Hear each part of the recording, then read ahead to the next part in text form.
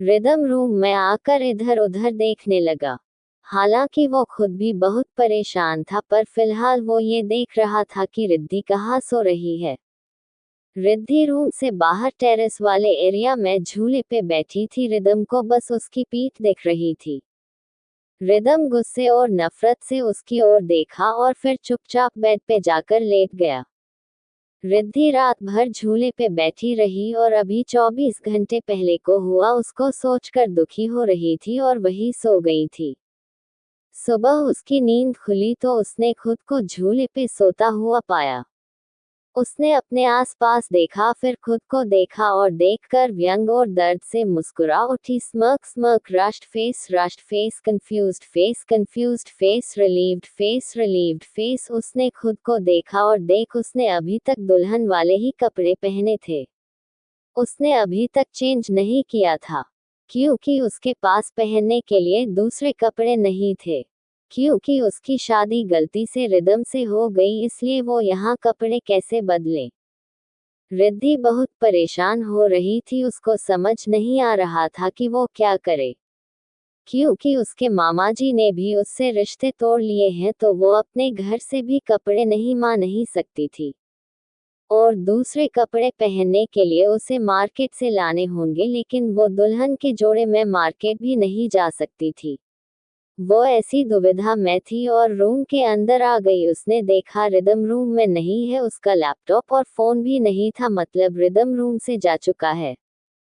रिद्धि परेशान होकर वहीं बैठ गई। तभी उसके रूम का गेट खुला।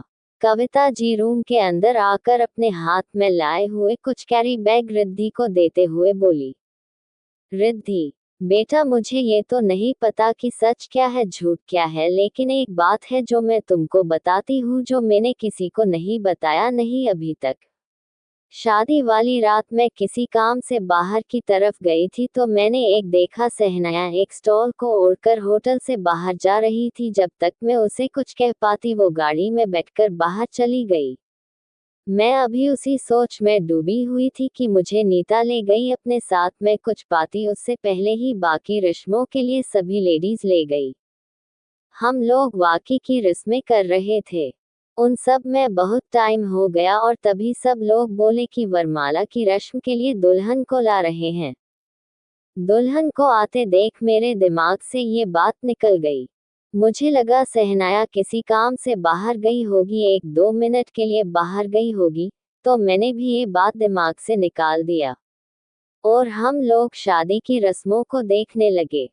सारी बात सुनकर रिद्धि बोली, कविता मैम, अगर आपने सहनाया मैम को बाहर जाते देखा था तो आपने कल ये वाली बात सबके सामने क्यों नहीं बताई? क्योंकि बेटा, अगर मैं ये बात रिदम को बताती तो रिदम मुझसे सबूत मांगता, जो मेरे पास नहीं था। और दूसरी बात, रिदम को लगता कि मैं रिदम और सहनाया की शादी के पहले भी खिलाफ थी, इसलिए मैं जानबूझकर ये इल्जाम शाहनाया पे लगा रही हूँ। इसलिए मैं सबूत के अभाव में चुप रही। पर बेटा, तुम अगर सही हो और सच वो ही है जो तुम बता रही हो, तो हमको सच का पता लगाने के लिए कुछ करना होगा। लेकिन अभी तुम इस घर में रिदम की बीबी की हैसियत से रहो और रिदम की थोड़ी बहुत नाराजगी भी झेल लेना। सच का पता लगाने के लिए तुमको थोड़ा और खुद को मजबूत करना होगा, और तुम्हारे साथ मैं और माँ दोनों हैं। तुम बस कैसे भी करके इस घर में सच के बाहर आने तक रुक जाओ। और तुम अब ये कपड़े बदल लो। मुझे पता है शर्मा जी तुमको माफ नहीं करेंगे, इसलिए तुम्हारे पुराने कपड़े आने का तो सवाल ही नहीं। मैंने अभी हमारी डिजाइनर को बोल के तुम्हारे नाप के कपड़े मंगवाए हैं, साथ ही वो अभी आगे के कपड़े के बनवाने के लिए तुम्हारा सटीक मेजरमेंट लेने के लिए उसके असिस्टेंट आए हैं। वो तुम्हारा माप लेकर आगे के कपड़े बना के भेज देगी। तब तक तुम ये थोड़े अनफिट कपड़े पहनकर चेंज कर लो, शाम तक तुम्हारे दूसरे कपड़े आ जाएंगे। रिद्धि उनकी बात सुनकर कुछ न बोली, चुपचाप कपड़े ले लिए। कविता जी उसके सिर पे हाथ फेर कर रूम से चली गई। रिद्धि बेमन से एक ड्रेस लेकर वॉशरूम चली गई। दूसरी ओर रिदम आज जल्दी ही ऑफिस आ गया था, तो अभी तक कोई ज्यादा स्टाफ नहीं आया था। उसने पियोन को बोलकर अपने लिए कॉफी मंगवाई और कॉफी पीते पीते अपनी कुछ फाइल मंगवाई और उनको देखने लगा। रिदम अपनी फाइल इधर से उधर पेज पलट रहा था।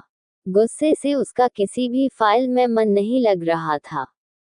वो बार बार शाहनाया और रिद्धि की बातें ही सोच रहा था।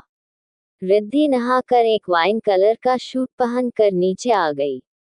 उसके आते ही वो अपने ऑफिस के लिए निकल ही रही थी कि उसको कविता जी और दादी ने रोक लिया। उधर ऑफिस में रिदम गुस्से से फाइल फेंक रहा था, तभी उसने बेल बजाकर रिसेप्शन पे बैठी लड़की तारा को बुलाया और बोला, ये खन्ना एंड खन्ना ग्रुप की फाइल कहाँ है? तारा बोली, सर वो तो रिद्धि को पता होगा क्योंकि आपके सारे काम वो ही देखती है। और तारा कहाँ है, आई क्यों नहीं अब तक? रिदम ने गुस्से से अपना फोन निकाला और रिद्धि को फोन लगाने लगा। रिद्धि का फोन बंद आ रहा था। उसने कई बार ट्राई किया, हर बार उसका फोन बंद आ रहा था। हार कर वो गुस्से में जाते जाते तारा को बोला, रिद्धि को फोन लगाते रहो और उसका फोन लग जाए तो उसे बोलना जल्दी ऑफिस आए। इतना कह के रिदा गुस्से में वापस अपने केबिन में चला गया। रिदम गुस्से से अपने केबिन में टहल रहा था, तभी उसके फोन पे किसी का फोन आया। रिदम से फोन देखा, फोन दादी के नंबर से आ रहा था। रिदम से फोन उठाया और बोला, हाँ दादी बोलो। दादी बोली, रिदम तुम सुबह जल्दी निकल गए इसलिए मैं कह नहीं पाई, तुम अभी वापस घर आओ, काम है तुमसे। रिदम बोला, क्या काम है दादी, शाम को कर लेना। दादी थोड़ा कड़क होकर बोली, रिदम तुम अभी आधे घंटे में घर पहुंच रहे हो और बिना आगे सवाल किए घर आओ। और रिदम के कुछ भी कहने से पहले फोन काट दिया। रिदम गुस्से से फोन को देखने लगा और बिना कुछ बोले चुपचाप घर के लिए निकल गया। और रिदम घर पहुंचकर दादी से थोड़े गुस्से में बोला, यह क्या बचपना है दादी, आपने मुझे ऑफिस से क्यों बुला लिया? तो दादी बोली, रिदम बेशक तुम्हारी शादी कैसी भी परिस्थितियों में हुई हो, लेकिन अभी तुमको कुछ रस्म है जो पूरी करनी है। कुछ रस्में होती है जो भगवान से जुड़ी हुई हैं, वह हमको करनी होते हैं। तो बेटा तुमको रिद्धि के साथ मंदिर जाना होगा, शिवजी के मंदिर, और वहां जाकर तुम दोनों को अपने हाथ के जो कंगन है वह खुलवा कर आने हैं। मंदिर जाने की बात से रिदम बहुत बुरी तरीके से भड़क गया और गुस्से में बोला, दादी आपके कहने पर मैंने इस लड़की को इस घर में रहने की इजाजत दी, वह कम है क्या जो अब आप मुझसे यह नया ड्रामा करने को कह रही हो? रिदम की इस बात पर दादी भी गुस्सा कर वह भी थोड़ा ऊंची आवाज में मत बोली, हम तुम्हारे बुजुर्ग हैं और हम जो कह रहे हैं कुछ अच्छे के लिए कह रहे हैं। अब तुम ज्यादा अपना मुंह ना चला करके हमने जो कहा है उसको करो और अभी इसी वक्त हमारे कहने पर रिद्धि के साथ मंदिर जाओ। फिर उसके बाद वह रिद्धि की तरफ गुस्से से देखने लगा। तभी दादी ने रिद्धि से बोला कि बेटा डरने की जरूरत नहीं है, तुम जाओ मंदिर और अपने हाथ के कंगन दोनों खुलवा करके आओ। और दोनों मंदिर के लिए निकल गए।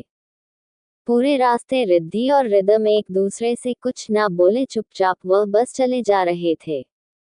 मंदिर पहुंचकर रिदम ने गाड़ी को पार्क किया और रिद्धि मंदिर के अंदर पहुंच गई। वहां मंदिर में पुजारी जी ने पूजा करने के लिए दोनों को आगे आने को कहा। रिदम और रिद्धि दोनों आगे आए। रिदम की दादी ने पुजारी जी को पहले फोन करके बता दिया था कि हमारे नाती और उनकी पत्नी आपके मंदिर में आ रहे हैं, तो पुजारी जी ने दोनों को पूजा करवाए और उसके बाद दोनों के हाथों की जो कंगन थे वह खुलवा कर और दोनों को हमेशा खुश रहने का और जन्म जन्म का साथ बने रहने का आशीर्वाद दिया। इस बात पर रिदम गुस्से से भर उठा, लेकिन फिर नजर नीचे कर लिया और जाने की इजाजत मांगी। दोनों जाओ बेटा वापस घर आ जाओ। और घर पहुंचकर रिदम घर से जाने लगा। तभी दादी बोली, तूफान की तरह कहाँ जा रहे हो? अब वैसे भी शाम हो चुकी, ऑफिस जाना जरूरी है। तो रिदम बोला, जरूरी है तभी तो जा रहा हूँ मैं।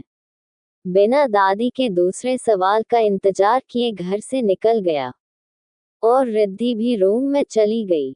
रिद्धि का फोन नहीं था उसके पास। तब उसने किसी दूसरे फोन से अपने भाई को फोन किया। वो अपने पापा से चुपकर रिद्धि का फोन देने गेट तक आया था। रिद्धि का पहले का फोन खराब हो गया था, इसलिए उसका भाई नया फोन और उसके जरूरी कागज लेकर उसे देने आया था। दोनों भाई बहन कुछ देर शांत रहे, फिर एक दूजे को गले लग कर जाने लगे। रिद्धि अब वापस अपने रूम में आई और कुछ काम करने लगी। रिदम भी देर रात घर पर आया, तब तक रिद्धि सो गई थी। रिदम रोज लेट आता और जल्दी चला जाता, यही उसका रूटीन बन गया था। रिद्धि भी रिदम से बोलने की कोशिश नहीं करती थी। इसी तरह एक वीक बीत गया था। रिद्धि को इस घर में आए हुए एक वीक निकल गया था। एक दिन रिदम ऑफिस में काम कर रहा था, उसे उसकी फाइल नहीं मिल रही थी। वो चिल्लाकर तारा से बोला, ये रिद्धि कब तक आएगी, ऑफिस फोन करो इसे। तारा बोली, सर आती ही होगी। लाइक शेयर सब्सक्राइब कर लिया करो प्लीज।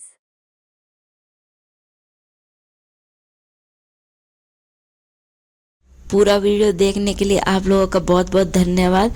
और आगे भी मेरी कहानियों के और भी अच्छे अच्छे पार्ट आप लोग पढ़ने के लिए प्लीज़ मेरे चैनल को सब्सक्राइब कीजिए, वीडियो को लाइक कीजिए और वीडियो को शेयर करना तो बिल्कुल मत भूलिएगा।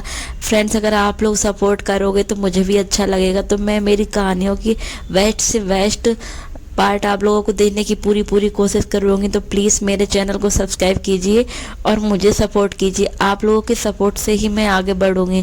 मेरे को आप लोगों का सपोर्ट मिलेगा, मैं अच्छी अच्छी कहानियाँ लिखने के लिए पूरे मन से काम करूँगी और जल्दी जल्दी पार्ट आप लोगों को देने की कोशिश करूँगी। तो प्लीज़ मेरे साथ जुड़िए और मेरी कहानियाँ कैसी लगती हैं आप लोगों को मुझे एक बार कमेंट करके ज़रूर बताइए। और कुछ अच्छा ना लगे, कुछ बुरा लगा हो तो भी कोई दिक्कत नहीं, आप मुझे बता सकते हैं। बस मेरे चैनल को सब्सक्राइब कीजिए, वीडियो को लाइक कीजिए और शेयर कीजिए।